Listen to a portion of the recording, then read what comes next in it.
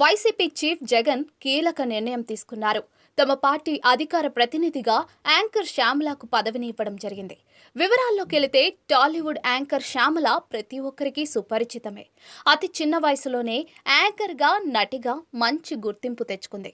లయ, గోరింటాకు, అభిషేకం వంటి సీరియల్స్లోనూ తన అద్భుతమైన నటనను కనబరిచి తన సత్తాను చాటుకుంది.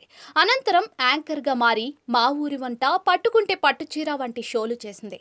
ఈ క్రమంలోనే లౌక్యం, ఒక లైలా కోసం వంటి ఎన్నో చిత్రాలలో నటించి నటిగా, యాంకర్గా తన సత్తాను చాటుకున్న శ్యామల రాజకీయాల మీద ఉన్న ఆసక్తితో 2019 ఎన్నికల్లో వైఎస్ఆర్ కాంగ్రెస్ పార్టీలో చేరింది. ఈ క్రమంలోనే తన భర్తతో కలిసి ఆ పార్టీ తరపున ప్రచారాలు కూడా చేసింది.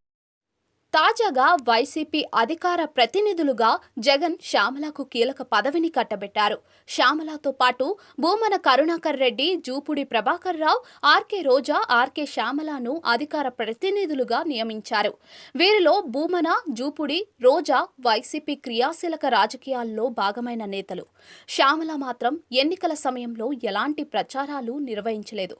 ఎన్నికల్లో వైసీపీ ఓటమి అనంతరం ఆ పార్టీలోని కొందరు నాయకులు రాజకీయాల దూరం అవుతూ ఉండడం, పార్టీని వీడడం చూస్తూనే ఉన్నాం.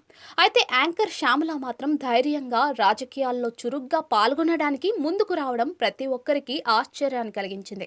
పైగా వైసీపీ ప్రతినిధిగా ప్రత్యర్థులపై విమర్శలు చేస్తూ ముందుంటుంది. ప్రత్యర్థులపై విమర్శలు చేయడానికి బాధ్యతలు తీసుకున్న శ్యామల ఆమె ధైర్య సాహసాలని ఆ పార్టీ నాయకులు, కార్యకర్తలు ప్రశంసిస్తూ ఉన్నారు. ఎన్నికల ప్రచారంలో భాగంగా పిఠాపురం వేదికగా పవన్ కళ్యాణ్ ను విమర్శించిన శ్యామలపై టీడీపీ, జనసేన అభిమానులు, సోషల్ మీడియా యాక్టివిస్టులు శ్యామలపై తీవ్ర స్థాయిలో ట్రోలింగ్ చేశారు. అయినప్పటికీ శ్యామల వాటిని లెక్క చేయకుండా ధైర్యంగా ముందుకు సాగింది.